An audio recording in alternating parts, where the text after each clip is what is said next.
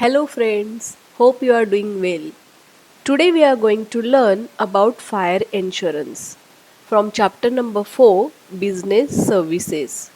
Chapter number 4 is very important because this chapter will be asked for 22 marks and there is the possibility that last 8 mark question can be asked from this chapter.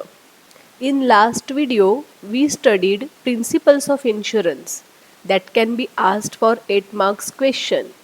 Same way, the types of fire insurance can be also asked for 8 marks question. So today we will see what is fire insurance and what are its types. Fire insurance is a form of insurance where the loss can be covered due to fire. If there will be any damage to the property or goods due to the fire, then it can be covered under the fire insurance. The loss can be due to fire, lightning, or explosion, whatever will be the cause. If there is the damage due to fire, then it will come under fire insurance. There are different types of fire insurance policies. Total 9 types of policies are there in your syllabus. The first one is the valued policy. Under this policy, value of the subject matter of insurance will be agreed when we take the policy. The insurer has to pay the specific amount of loss whenever there will be fire. Valued policy is taken for those goods whose values become very difficult to calculate in case of loss by fire. For example, artwork. We cannot determine the value of artwork, sculptures, and paintings. So, whenever we take the fire insurance for this type of goods, the value will be determined while taking policy. And if there will be any loss, then insurance company will pay that exact value to the insurer. The second policy is the average policy. It is policy which contains average clause. If the subject matter is not insured at the exact market value, then insurer is liable to pay that percentage of the loss. For example, a policy is taken for rupees 1 lakh. The market value is rupees 2 lakh. Loss due to fire is 50,000 rupees, then the insurance company will pay only 25,000 rupees. Suppose you have taken policy for the goods and suppose the market value of that goods is 2 lakh, which is the twice of the policy taken, and if there will be the loss of 50,000, then the insurance company will pay you half of the amount because you have taken half of the amount policy of the market value. So insurance company is very smart. The third policy is the specific policy. In this case, the property is insured for a definite sum in respective of the market value. Here we will not see what is the market value of the property. Here we will mention the specific amount for the property. If there will be loss, then that particular amount will be paid to the insurance holder.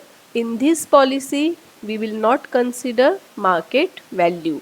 For example, a property of rupees 1 lakh is insured for rupees 75,000 and the loss due to fire is rupees 40,000, then insurance company will pay rupees 40,000 as full compensation. They will not see the market value, but the specific amount will be paid. So even the policy holders are smart.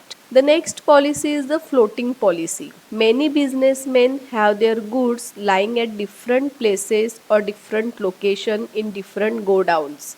So they have to take the different policies for the different places.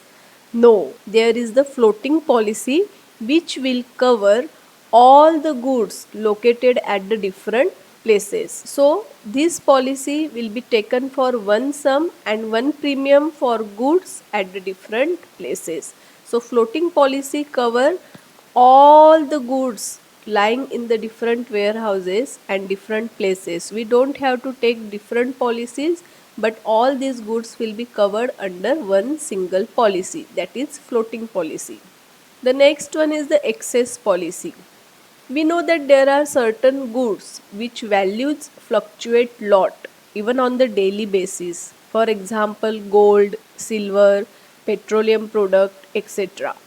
So it is very difficult to determine the market value because the value changes every day. So here the insurer can take two policies. One policy for the amount below which the value of the stock will never fall, and another value to cover the excess value by which the price of goods fluctuate.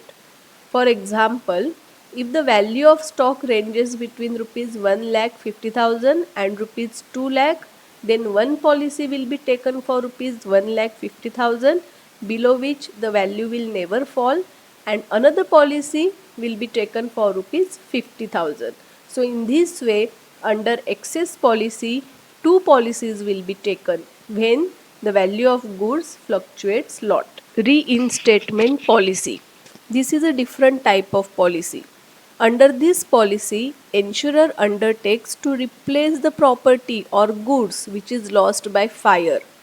The insurance company will not pay compensation in the terms of money, but they will replace the goods or they will replace the property. So, instead of paying compensation, the property will be replaced.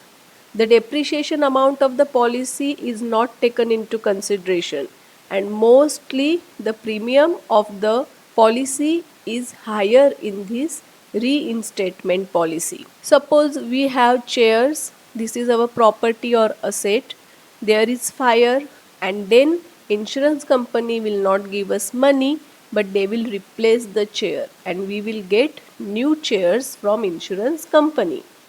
The next policy is comprehensive policy.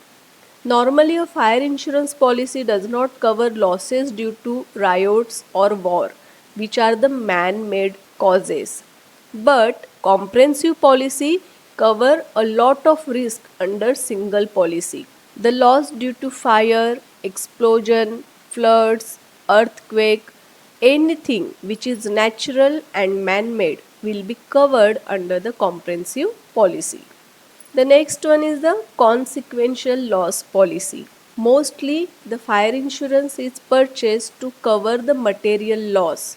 But whenever there is fire, there are certain intangible losses also which we cannot see. For example, if my finished product is burned, then I cannot supply it to the market, and therefore there will be shortage of my goods, and then I have to suffer because consumers are not getting the regular supply of goods. I may lose my credit and reputation and goodwill in the market. All these are nothing but the intangible losses which cannot be seen. So, consequential loss policy will cover tangible as well as intangible losses. This policy will provide us a loss of net profit or payment of standing charges or increased cost of expenses.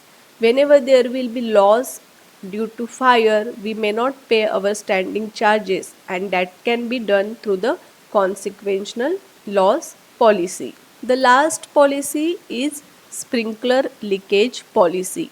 Many businessmen install sprinklers in their factory or company to control the fire, to minimize the loss due to fire. If there will be any fire in factory, then these sprinklers will discharge the water and fire can be controlled. But sometimes this automatic sprinkler system can be faulty and it can leak or discharge the water accidentally. That can also spoil our goods and machineries. So under this policy, we'll get the compensation if there will be accidental leakage of sprinkler. Now there is key to remember this answer. All the policy names can be remembered with this key, wafer CCSS, and this wafer CCSS will stand for all the 9 policies. So hope you understood this video. Please subscribe my channel, like and share this video. If you have not understood any part, please comment me I will try to answer your doubts and queries. Share this video to your friends so everyone will be benefited. Thank you. Take care. Bye. See you soon.